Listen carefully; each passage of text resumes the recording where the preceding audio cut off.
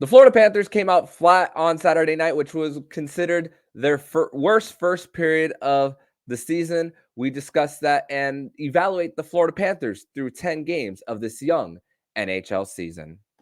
Your Locked On Panthers, your daily podcast on the Florida Panthers. Part of the Locked On Podcast Network. Your team every day.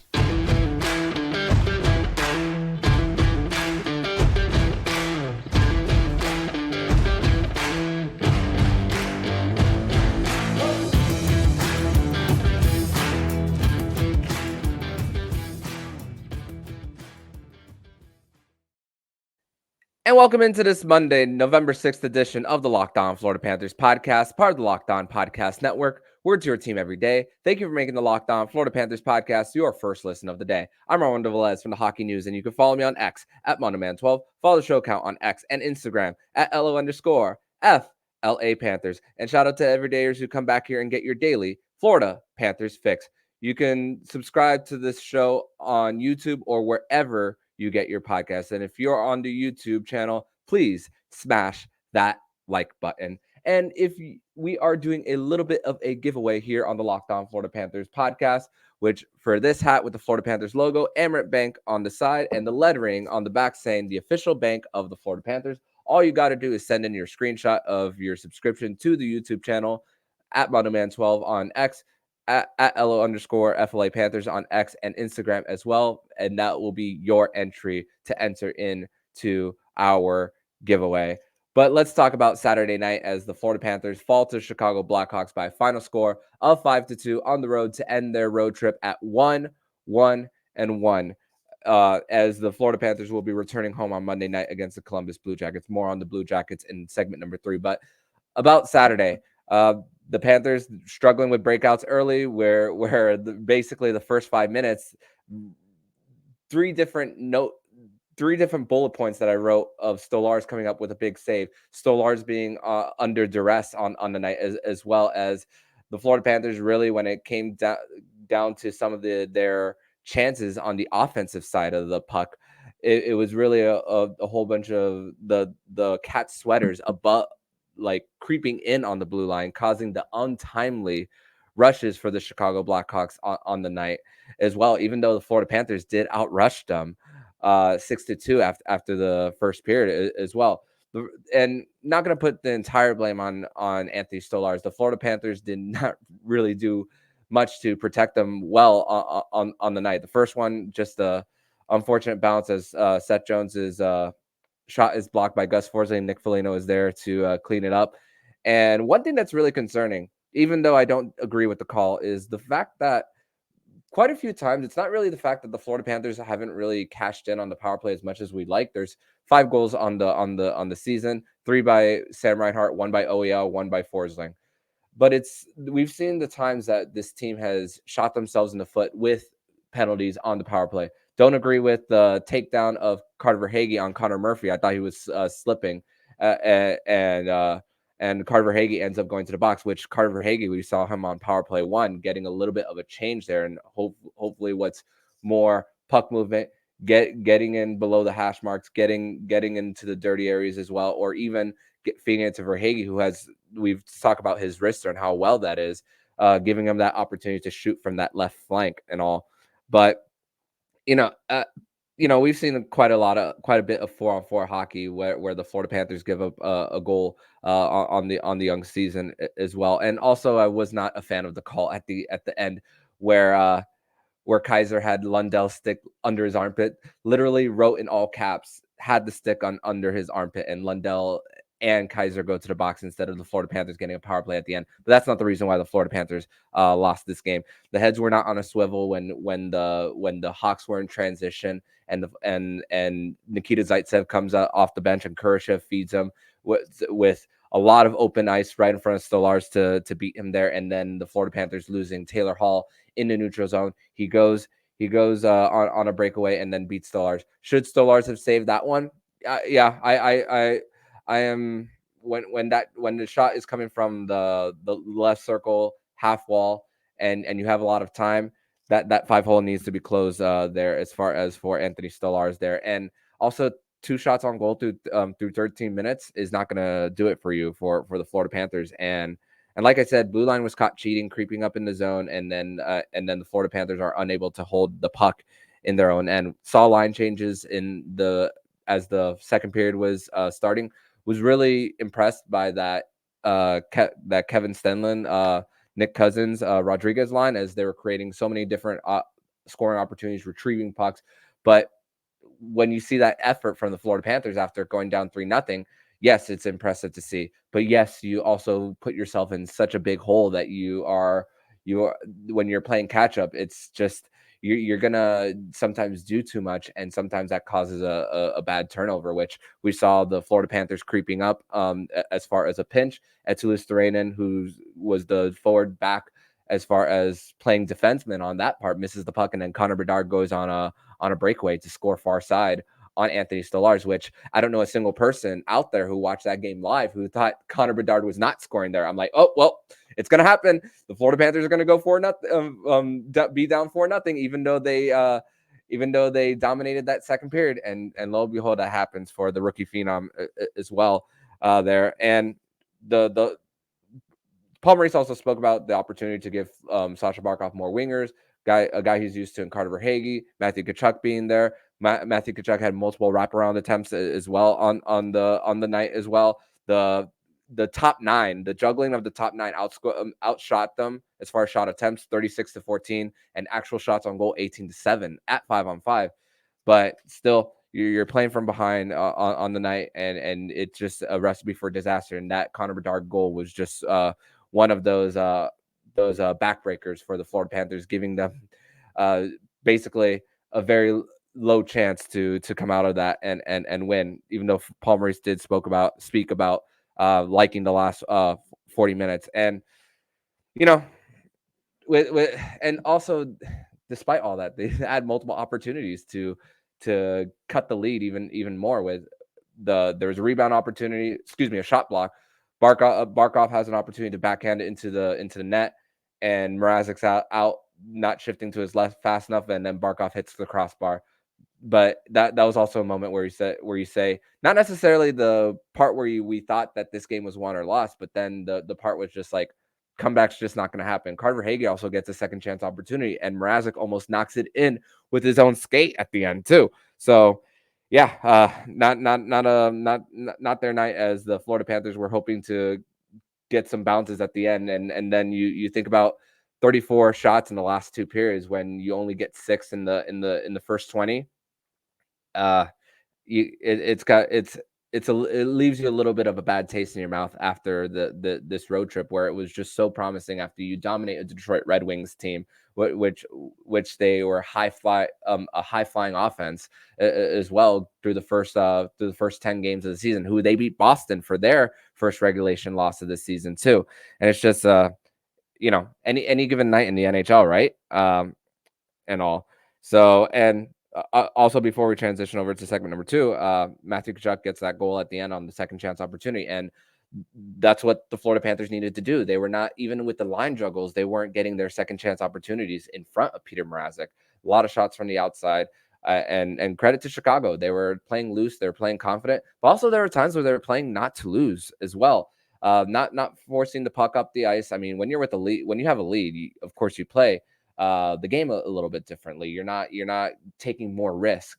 And with a young team, that could be a dangerous game to play whenever you're going against a team that we have seen a fair share of comebacks over the last 2 or 3 seasons, even going back to before the President's Trophy winning season. I mean, there was a November home game against the Anaheim Ducks where Aaron Ekblad got the game winner, and that we have seen this team come back so many times, but this is not a territory, no pun intended, that you want to be in all the time. And thankfully, with the change of coaching staff, changes of the personnel as well, nights like this where the Florida Panthers are going down and playing catch up, we don't see this as often. And there was a stat in the beginning of the game right before about slot passes allowed, where the Florida Panthers were first, slot shots and rushes allowed, and the Florida Panthers were number 1 in the NHL on all of that.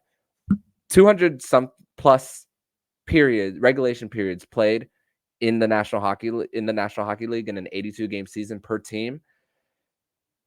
Paul Murray said that let's hope that one, the first period, was the worst one of their season as well. Oliver Ekman-Larsson spoke about how these teams are too good when it comes to, Matthew Tkachuk said these teams are too good when it comes to getting behind so early. And Oliver Ekman-Larsson spoke about just the team being slow coming out of the gate. Paul Murray spoke about getting the start time of the game a little bit mixed up on the night as well. So just not their night as well. And Matthew Tkachuk getting that goal, 500th of it, 500th point of his career, only one game short of his father, Keith Tkachuk, of getting to his 500th point. So a little bit of bragging rights that Big Walt has on his son whenever it comes to major milestones in his career. So want to say congratulations to Matthew Tkachuk on that milestone in his career. He also said that he doesn't feel good about the 500th point, knowing that they lost the game. And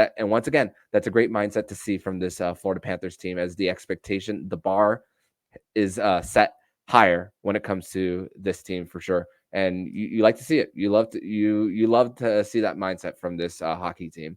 But we're going to transition over to segment number 2, where we are going to go through a 10-game evaluation with this Florida Panthers team, as they are 5-4-1 through 10 games. We're going to discuss this and more here on the Locked On Florida Panthers podcast. Today's episode is brought to you by Gametime. And you shouldn't have to worry when you're buying tickets to your next big event. Gametime is the fast and easiest way to buy tickets for all the sports, music, comedy, and theater events near you. With killer last-minute deals, all-in prices, views from your seat, and their best price guarantee, Gametime takes the guesswork out of buying tickets. And you can see the view from your seat before you buy, so you know exactly what to expect when you arrive. All-in prices show your total upfront, so you know you're getting a great deal without the hidden fees. Buy tickets in seconds with 2 taps. Gametime has deals right up to the start of the event and even an hour after it starts. It's the place to find last-minute seats. Find exclusive flash deals and sponsored deals on tickets for football, basketball, baseball, hockey, concerts, comedy, theater, and more. With zone deals, you pick the section and Gametime picks a seat with an average of 18% savings. And Gametime guarantee means you'll always get the best price.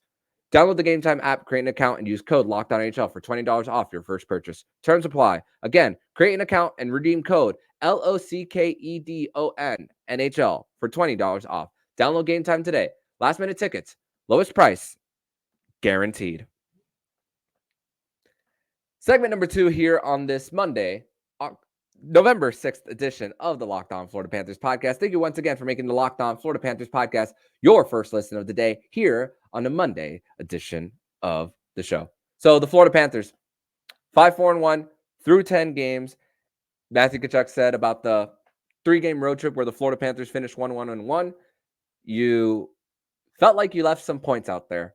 And my goodness, if you play the second and third period in the first, man, you might be talking about one, but you can't play shoulda, coulda, woulda as well in all of this.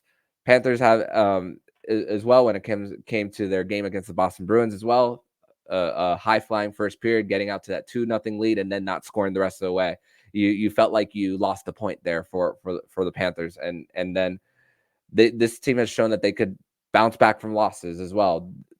I hope that we don't have to wait until February to see this team's first 3-game winning streak as well. You want a little bit of breathing room. You don't want to live on the edge to start when it comes to making the postseason and all. But 5-4-1, 7th as far as points in the Atlantic Division, but 4th when it comes to points percentage. 2 games in hand on the Buffalo Sabres and the Detroit Red Wings, 1 game in hand on the Montreal Canadiens, Toronto Maple Leafs, and Tampa Bay Lightning. All within distance for the Florida Panthers to still, yes, and you got to win your games in hand and still in control of their destiny. So we don't have to stress too much about that category of games in hand. Boston Bruins, top of the division. We spoke about earlier how they just got their first regulation loss of the season. It's a team that I've said it all summer. It's a team that you just don't bet on at all. Florida Panthers, where do they rank as far as goals for, goals against? 25th in goals for at 2.60, and this is without Matthew Tkachuk contributing as much as we'd like. Alexander Barkov as well, and Sam Reinhart going on a tear. We like to see the tear that Sam Reinhart is on. The next closest scorer is Carter Verhaeghe with 3 goals. And if this is what the Florida Panthers are as far as getting their defense together, which Paul Maurice, he said after the game in Chicago, what can you observe about these first 10 games for the Panthers, and that the fact that he thinks the defense is better, and the proof is in the pudding when it comes to the Florida Panthers as far as defensive effort, especially on 5-on-5 and all. Goals against are 2.80, eighth, and this is coming with this team still giving up a whole bunch on the PK and going to the box quite a few times for this team as well. Yeah, the power play can still be a little better. Like I said earlier, only five power play goals and 3 different goal scorers in Rhino, Oliver Ekman-Larsson, and Forsling. You notice one thing? 2 of them are defensemen. One of them's a forward, and the one forward has 60% of them. You know, Barkov and Tkachuk are going to get going. Yeah, you had to make you felt like you had to make a little bit of a change on the power play to kind of get a different look. And credit to Maurice for making that change when necessary as well to kind of give a different feel and see how, and knowing how Carter Verhaeghe plays on that left side as far as the power play. Even though he doesn't really get power play opportunities on the top unit, we've spoken about all his even strength goals as well. But this is Carter Verhaeghe's chance now to get some before the reinforcements come back in Ekblad, Montour. We don't even know if OEL is going to be the power play quarterback on PP1 when those guys do come back. And the thing about these first 10 games, Aaron Ekblad is on LTIR. He could be activated now at any moment. I'm not expecting it, but this is now the mark that he could possibly be activated. Montour is on regular IR, according to Cap Friendly, and they're practicing, which is a good sign. The very, very good sign that we could see the practice reps get more and more and more, and maybe sometime in the next week or two we see one of these guys go into a game. But the option is there for the team as well. Power play percentage 13.9 at 25th in the NHL. We know that that's going to get better. At least we hope that is. PK percentage, not the best, but hey, Florida Panthers went 3 consecutive games without giving up a goal on the PK. But the amount of goals where there were quite a few games that you saw 2 power play goals in one game, and that's going to hurt your numbers. But as far as what's gone on lately, gotta definitely like what you see there, especially when Barkov and Sam Reinhart are on the ice. Barkov and Sam Reinhart are still your best penalty killing forwards, and that it even says it on Hockey Reference where when you talk about goals against per 60 on the PK, Reinhart and Barkov are not the forwards on the ice who are there the majority of the time when the puck goes in the net. So take that for what it's worth. And the thing is, the Florida Panthers do have the puck a lot too. So when it comes to shot suppression, we spoke about that stat earlier about slot shots and slot passes. That's because the Florida Panthers have the puck a lot too. So that's an encouraging sign with them being 4th in shots for, 5th best in shots against too as well. And like I said, don't let Saturday's first period change your judgment one bit about what the Florida Panthers have done through the first 9 before that. I mean, 10 games, 30 regulation periods, whatever 1 divided by 30 going based on the percentages, that's a very little percent of the season. So let's not overreact on one bad period by the Panthers as well. And even though the game against Winnipeg was you could put it up there as far as one of the worst games of the season. And the thing is, the Florida Panthers are, they could be better against Western Conference teams, but the thing is, you don't see a lot of these Western Conference teams often. So, the games that you got wins against were mostly in your division. 5 out of 6 points in your division. Encouraging sign once again. So that is and the Vancouver loss at home, which the Vancouver Canucks have the most goals per game right now in the NHL. and they had a shutout the other night against the Dallas Stars. Thatcher Demko is between the pipes. They have 3 guys in the top 10 in the race for the Art Ross. Quinn Hughes is leading point getter of all defensemen in the NHL. He's right now in the race for the Norris Trophy as well. Elias Pettersson's having a heck of a season. So now that Vancouver loss doesn't look as bad as it did a few weeks ago. 2-4-0 against the West. That's the exact record that the Florida Panthers have against them. You beat a team that's possibly in contention for the President's Trophy in the New Jersey Devils on the road, and that win for the Panthers, that a loss there to get 1 or even no points out of the first 6, you would go back to right where you were last season, trying to dig yourself out the hole. And Florida Panthers, they have done their job as far as digging themselves out when necessary. And it started with the third game of the season. They went 5-1-1 after, and they were tops of the NHL in a lot of defensive categories from October 16th, the game against the Devils, to Saturday night. So, like I said, I want to let that 7-game stretch between the Devils game and the Red Wings game speak more than what happened on Saturday night and even the first 2. I think that's more of the Florida Panthers that we are going to see this season and all. And with like we said, let's ask this question: will the reinforcements in Sam Bennett, Brandon Montour, and Aaron Ekblad necessarily change all the issues for the Panthers as far as going to the box and as far as goals against on the penalty kill? A little bit. I will say with Sam Bennett's physicality, that's going to cause him to go to the box more, as far as maybe some roughing penalties and all, and maybe some retaliation, because we know that he doesn't take anything from anyone. And sometimes we can see Aaron Ekblad get caught with a stick infraction as well. Same thing with Brandon Montour. But you get the guys there, and you get more opportunities for shot blocks. Well, if they're not the guys that go to the box as well. And we saw how quick that puck can move, especially when you have the Brandon Montour as your quarterback power play. We saw how much how much it got better last season as the Florida Panthers went through. And the fact that they're in this position through 10 games, it's right now we continue to preach that whole just stay afloat through American Thanksgiving. And who knows, they might even get back earlier, which is a very encouraging sign. Like I said earlier, with the LTIR status and the rules within LTIR, which now, if tomorrow you see some differences as far as what the morning skate lines look, oh man, we'll have a big conversation later in the week, or even on our post game show on Monday night / Tuesday morning, on what that could mean for the Florida Panthers. But the Florida Panthers were off on Sunday, no practice day on Sunday.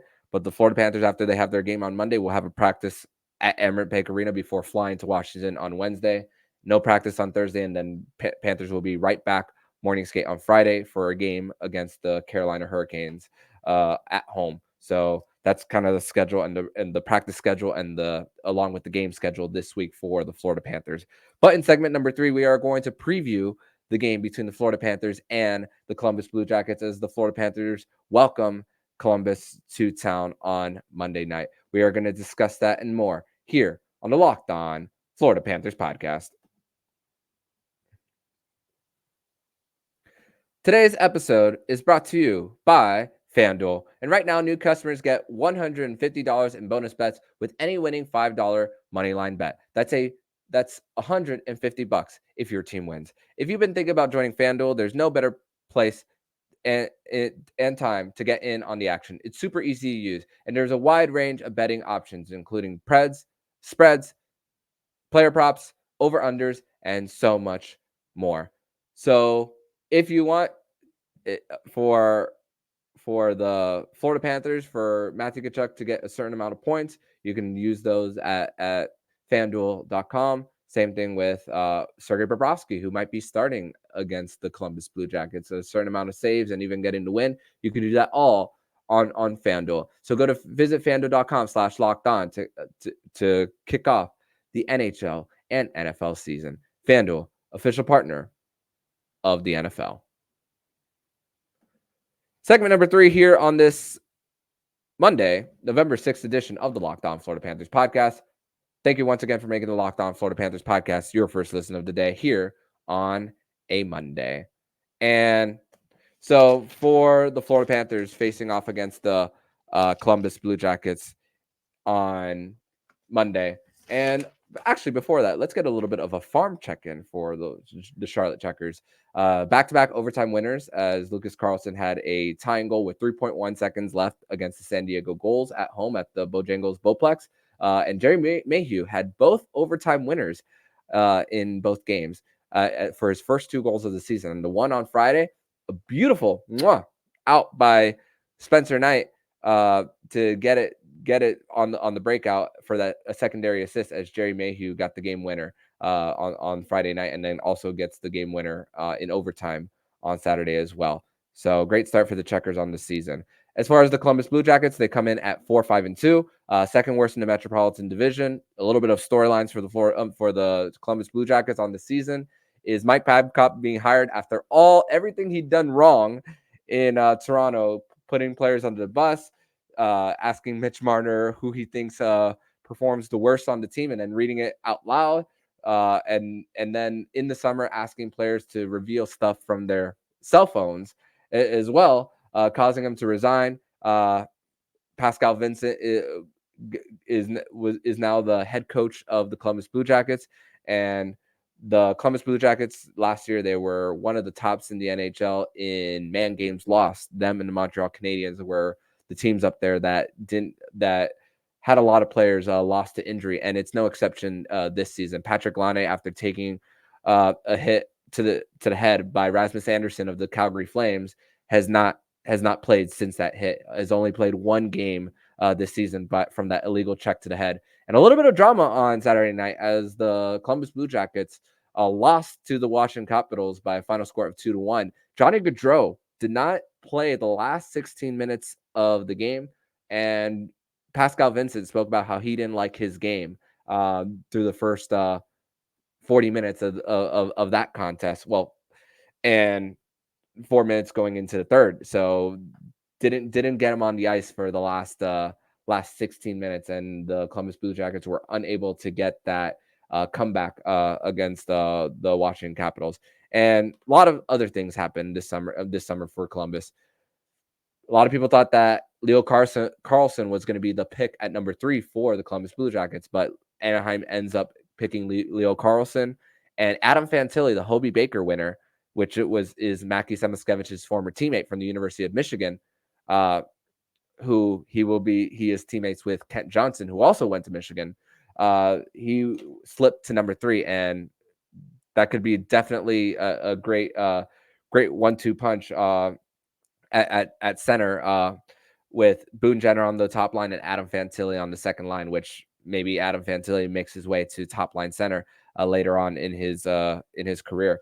The Columbus Blue Jackets have 5 first-round picks homegrown on their team, and then a couple of other first-round picks from other places that they either traded for or signed, like Ivan Provorov from the Philadelphia Flyers. They traded for him as far as trying to improve their blue line. They also traded for Damon Severson, which he was part of a cap crunch for the New Jersey Devils as well. They have former Panther Eric Branson, who's probably on his 8th or 9th team. I lost count at this point how many teams he's been on. Alexander Texier is back from being overseas last season as well. And they have Zach Werenski back, who was their power play quarterback after missing a good amount of the season last year as well. So not the healthiest roster right now for Columbus, but they have some of their pieces that were missing last year, and even adding from the draft most recently this year. It is definitely a team that is growing, and it was one of my 3 teams where I said I guarantee they're not making the playoffs. I said Columbus, Montreal, and I said Philadelphia as far as the 3 teams that I was very sure. And this is a season about continuous growth, not necessarily playoffs for the Columbus Blue Jackets, even though Jarmo Kekalainen is under a little bit of pressure after hiring multiple head coaches, all the scrutiny that came his way after the Mike Babcock signing as well.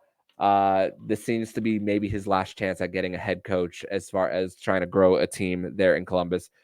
Goal differential at 5-on-5 for the Columbus Blue Jackets is at -5. They're one of the they don't score a lot of goals as Boone Jenner has 2 more than the next best. A lot of when it comes to their middle six, that's where a lot of the goals against are coming for the Columbus Blue Jackets, and it's about really getting in the middle of the ice, trying to get on the forecheck continuously, capitalize on the power play, and Bobrovsky continuing to be sharp. 930 save percentage at 5-on-5 for Sergei Bobrovsky. We assume that he's going to get the start for the Florida Panthers, which he's 9-2-1 against the Columbus Blue Jackets in his career, 924 save percentage, and a 2.24 GAA in his career against Columbus as well. So that is that for the Panthers. This is a game about getting back on track. You're at home. It's a team that you've done quite well over the last 2 seasons. Multiple times the Florida Panthers have played the Columbus Blue Jackets, and it's been high-scoring affairs as far as the Florida Panthers getting 5, 6, 7 goals sometimes against them. I remember Zach Werenski during the President's Trophy winning season where the Florida Panthers put 9 on them. He spoke about the embarrassing effort for the Columbus Blue Jackets at the time against the Florida Panthers. So it's a team that this Florida Panthers squad is very comfortable in facing. And, you can't necessarily assume that all those games in the past are gonna be happen on Monday night. But really, it's about for the Florida Panthers. It just comes down to getting back to your game, move the puck well on the power play, which you got a new face on there with Carter Hagee there, and just continuing to get in front of the net, get those second chances and all, and hopefully we see the Florida Panthers come out with a win on Monday night against the Columbus Blue Jackets at home, right before they take a quick 1-game road trip to Washington D.C., which that will be a nationally televised game, by the way, for those who haven't been informed yet. So hopefully going to be a fun week, as the schedule for the Panthers is a Monday, Wednesday, Friday schedule as far as games go. So a little bit of a different week as far as post-game shows and all. We might have a special guest on for Tuesday's post-game show of the Locked On Florida Panthers podcast. Not going to spoil anything until the show goes live. So everydayers, make sure you come back tomorrow for tomorrow's edition of the Locked On Florida Panthers. We'll be breaking down the Florida Panthers and the Columbus Blue Jackets matchup on Monday night. But in the meantime, if you like what you're hearing, please subscribe to the podcast to be notified every single time the Locked On Florida Panthers podcast jumps into your podcast feed. Don't forget to also subscribe to the other shows on the Locked On NHL network, including Locked On NHL, Locked On Fantasy Hockey, Flip Livingstone, and Steve Roden, and Locked On NHL Prospects. Thank you once again for making the Locked On Florida Panthers podcast your first listen of the day. So I'm Armando Velez, signing off. And you've been listening to Locked On Florida Panthers podcast, part of the Locked On Podcast Network, where it's your team every day.